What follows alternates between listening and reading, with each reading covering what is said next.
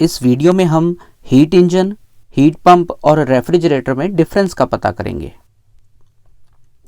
देखिए, heat engine या heat pump या रेफ्रिजरेटर, इन तीनों के लिए हम एक क्वांटिटी पता करते हैं जिसे हम हीट इंजन के लिए तो बोल देते हैं एफिशिएंसी, और हीट पंप और रेफ्रिजरेटर के लिए हम इस क्वांटिटी को नाम दे देते हैं कोफिशिएंट ऑफ परफॉर्मेंस।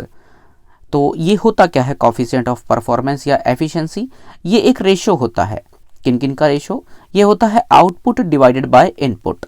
अब ये आउटपुट और इनपुट क्या है? हम इसको एफिशिएंसी को ईटा या कोफिशिएंट ऑफ परफॉर्मेंस को बीटा से रिप्रेजेंट करते हैं। सो ईटा या बीटा किसके इक्वल होता है? ये होता है desired output divided by required input, या यूं कह लीजिए ये जो हमारा न्यूमिनेटर वाला पार्ट है ये बहुत इंपॉर्टेंट है। इस डिजायर्ड इनपुट को मैं यहाँ क्वांटिटी ऑफ इंटरेस्ट कह रहा हूं और डिवाइडेड बाय रिक्वायर्ड इनपुट। देखिए, इन तीनों डिवाइसेस के अंदर ये जो क्वांटिटी है न्यूमिनेटर, क्वांटिटी ऑफ इंटरेस्ट, ये अलग अलग होता है तीनों के लिए, हीट इंजन के लिए भी, हीट पंप के लिए भी और रेफ्रिजरेटर के। इसी के चेंज होने से ये ईटा और बीटा ये चेंज होते हैं। आइए देखते हैं वन बाय वन। चलिए, सबसे पहले मैं हीट इंजन की बात करता हूं। हीट इंजन, तो हीट इंजन होता क्या है? ये एक ऐसी डिवाइस होती है जिसको हम कुछ हीट देते हैं Q1। हम एक हाई टेम्परेचर वाले सोर्स से कुछ हीट लेते हैं Q1। इस Q1 हीट का कुछ पार्ट वर्क में कन्वर्ट हो जाता है, लेकिन ये सारी की सारी हीट Q1 वर्क में कन्वर्ट नहीं हो पाती। इसका कुछ पार्ट यानी कि Q2 वेस्ट हो जाता है, वो सिंक को दे दिया जाता है।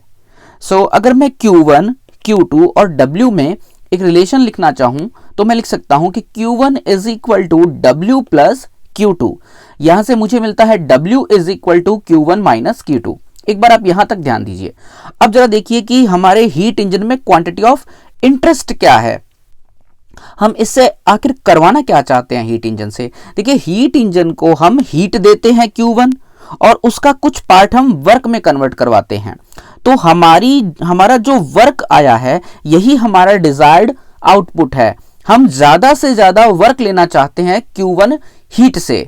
सो अगर मैं हीट इंजन की एक तरह से बात करूं कि इसमें क्वांटिटी ऑफ इंटरेस्ट क्या है, so in heat engine how much work is extracted from a given amount of heat is an important quantity. So हमारा क्वांटिटी ऑफ इंटरेस्ट यहां क्या है कि हमें इस हीट Q1 से कितना वर्क मिल गया, वो वर्क ही हमारा क्या है, क्वांटिटी ऑफ इंटरेस्ट। तो देखिए, अब हम अगर एफिशिएंसी पता करें तो efficiency basically output upon input होता है। आउटपुट हमें मिला क्या? हमें हीट इंजन से W मिला, यानी कि वर्क मिला। So efficiency eta is equal to W divided by Q1, because Q1 यहां हमारा इनपुट है। अब देखिए, W हमें पता है किसके इक्वल होता है, this is equal to Q1 minus Q2।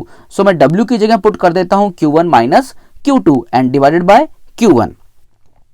इसी तरह से हम ईटा को सोर्स के टेम्परेचर यानी TH और सिंक के टेम्परेचर यानी TL की टर्म्स में इस तरह से भी लिख सकते हैं। अब देखिए, for heat engine W is always less than Q1। ये तो होगा ही, क्योंकि आपने Q1 का कुछ पार्ट वर्क में कन्वर्ट किया है। सारा का सारा Q1 W में यानी कि वर्क में कन्वर्ट नहीं हो गया। So obviously W is less than Q1। सो हमारी जो एफिशिएंसी आएगी वो हमेशा 1 से कम ही आएगी। किसी भी हीट इंजन की एफिशिएंसी 1 से 1 से ज्यादा नहीं हो सकती। ये था हमारा हीट इंजन। अब हम बात करते हैं हीट पंप की।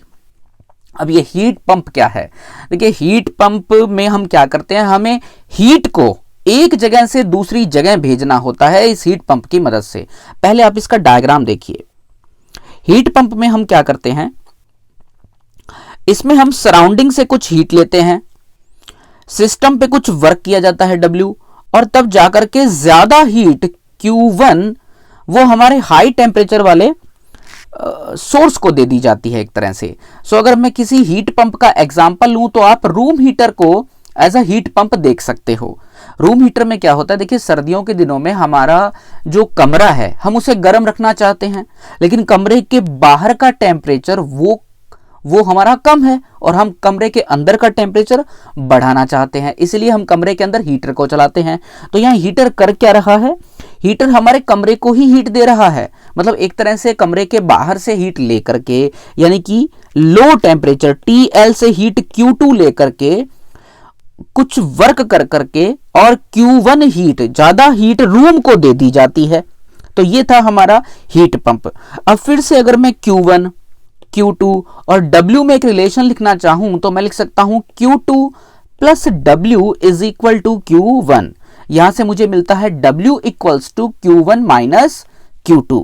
सो अगर मैं एफिशिएंसी या कोफिशिएंट ऑफ परफॉर्मेंस पता करना चाहूं हीट पंप का, तो इसे आप चाहे ईटा लिख दीजिए या बीटा लिख दीजिए। तो ये होता क्या है, ईटा या बीटा, तो this is equal to output upon input, desired output. देखो हीट पंप के केस में डिजायर्ड आउटपुट क्या है, हम रूम को कितनी ज्यादा हीट दे पाए वो हमारी डिजायर्ड आउटपुट है। सो यहां Q1 हमारा आउटपुट होगा।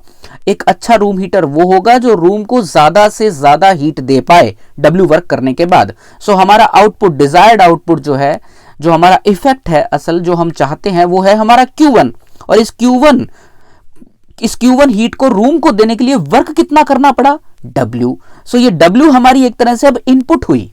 सो मुझे मिलता है ईटा या beta is equal to Q1 divided by W, और हम W को लिख सकते हैं Q1 माइनस Q2। और अगर मैं टेम्परेचर की टर्म्स में लिखना चाहूं तो TH divided by TH minus TL। फिर से देखिए, हीट पंप के लिए Q1 हमेशा W से ज्यादा ही होगा। यहां से आप देख सकते हैं Q1 is always greater than W, क्योंकि आपने W में Q2 जोड़ा है तब जाकर के आपको Q1 मिला है। सो Q1 is always greater than W। इसलिए ईटा या बीटा जो हमारे हीट पंप का आएगा, जो कोफिशिएंट ऑफ परफॉर्मेंस आएगी हमारे हीट पंप की, वो हमेशा 1 से ज्यादा ही होगी। तो अभी तक हमने क्या देखा, हीट इंजन के केस में तो ईटा लेस देन 1 था, लेकिन हीट पंप के केस में हमारी जो एफिशिएंसी आ रही है वो ग्रेटर देन 1 आ रही है। आइए फाइनली हम बात करते हैं रेफ्रिजरेटर की। देखिए रेफ्रिजरेटर में क्या है हमारा क्वांटिटी ऑफ इंटरेस्ट। एक अच्छा रेफ्रिजरेटर हम उसको बोलते हैं जो फ्रिज के अंदर से, उसके इंटीरियर से ज्यादा हीट निकाल करके उसे बाहर कमरे में छोड़ दे, मतलब सराउंडिंग में छोड़ दे, तो वो हमारा रेफ्रिजरेटर अच्छा रेफ्रिजरेटर होगा। तो रेफ्रिजरेटर के केस में हमारा जो क्वांटिटी ऑफ इंटरेस्ट होगा वो क्या होगा, हमने कितनी ज्यादा हीट फ्रिज के अंदर से एक्सट्रैक्ट की है वो हमारा क्वांटिटी ऑफ इंटरेस्ट है यहां इस केस में। So refrigerator, in refrigerator heat extracted from lower temperature, यहां लोअर टेम्परेचर का मतलब है फ्रिज के अंदर से, is an important quantity. So refrigerator के केस में हमने फ्रिज के अंदर से कितनी ज्यादा हीट निकाली है वो हमारा क्वांटिटी ऑफ इंटरेस्ट है। आइए देखते हैं डायग्राम। सो हम यहां क्या कर रहे हैं, फ्रिज के अंदर से कुछ हीट Q2 निकाल रहे हैं। ऐसा कब हो पाएगा, जब हम कुछ वर्क W कर पाएंगे और तब जाकर के ज्यादा हीट Q1 हम सराउंडिंग को हाई टेम्परेचर पर दे देते हैं। सो यहां पर फिर से अगर मैं Q1, Q2 और W में एक रिलेशन लिखना चाहूं तो मैं कह सकता हूं कि Q2 plus W is equal to Q1 या W equals to Q1 minus Q2। आइए अब इसकी एफिशिएंसी या कोफिशिएंट ऑफ परफॉर्मेंस पता करते हैं। ईटा होता है आउटपुट अपॉन इनपुट। आउटपुट मतलब डिजायर्ड आउटपुट। हमारा डिजायर्ड आउटपुट क्या है, यहां पर हमने कितनी ज्यादा हीट एक्सट्रैक्ट की, कितनी ज्यादा हीट फ्रिज के अंदर से निकाली, वो हमारा डिजायर्ड इफेक्ट है। सो Q2 डिवाइड बाय W। क्योंकि हमें इस Q2 को फ्रिज के अंदर से निकालने के लिए W वर्क करना पड़ा। सो यहां पे W हमारा इनपुट है। So eta equals to Q2 divided by W, और W को हम लिख सकते हैं Q1 माइनस Q2। और अगर मैं टेम्परेचर की टर्म्स में इसे लिखूं सो ईटा आया TL divided by TH minus TL। अब जरा ध्यान दीजिएगा, इंपॉर्टेंट बात, for refrigerator TH is greater than TL। इस बात से तो कोई इनकार नहीं कर सकता। देखिए फ्रिज के बाहर का टेम्परेचर ऑब्वियसली फ्रिज के अंदर से कम ही होता है, तो यह तो आप समझ सकते हैं आसानी से, इसलिए ईटा इज ग्रेटर देन 1 ही आएगा। लेकिन वो भी कब, if TH is less than equal to 2 times TL। Eta greater than 1 तो आएगा, लेकिन केवल तब तक जब तक TH यानी कि फ्रिज के बाहर का टेम्परेचर वो फ्रिज के अंदर के टेम्परेचर के 2 गुने के या तो बराबर हो या उससे कम, उससे ज्यादा ना हो। एक एग्जांपल लेकर के मैं इस चीज को एक्सप्लेन करता हूं। मान लेते हैं कि TH जो है वो 2 गुने TL से भी ज्यादा है। लेट अस से कि TH is greater than 2 times TL। तो एक बार मान लेते हैं कि TL यानी कि फ्रिज के अंदर का टेम्परेचर मान लो 5 डिग्री सेल्सियस है, 5 डिग्री सेल्सियस। तो इसे अगर मैं केल्विन में कन्वर्ट करूं तो मुझे मिलता है 278 केल्विन। और अगर मैं TL का 2 गुना करूं 2 टाइम्स TL तो मुझे मिलता है 556 केल्विन, या इसे हम कह सकते हैं 283 डिग्री सेल्सियस।